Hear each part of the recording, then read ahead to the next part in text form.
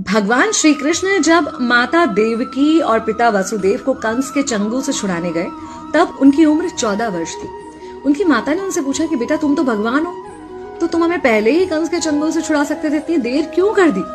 तो कृष्ण जी ने कहा, माता क्या पिछले जन्म में आपने मुझे 14 वर्ष का वनवास नहीं दिया था? माता हैरान रह गई, बोली ये क्या कह रहे हैं आप?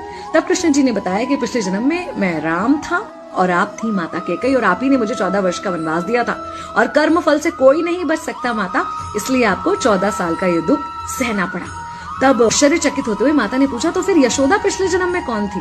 कृष्ण जी ने बताया, वो थी माता कौशल्या, जो 14 साल तक अपने पुत्र से अलग रही थी। उन्होंने उस दुख को सहा था, इसलिए इस जन्म में 14 साल मैं उनके पास रहा और मेरे साथ रहने का माता और पुत्र के प्रेम का सुख उन्हें मिला। कहने का मतलब यह है कि कर्म फल से ना उस युग में कोई बचा था, ना आज कोई बचेगा।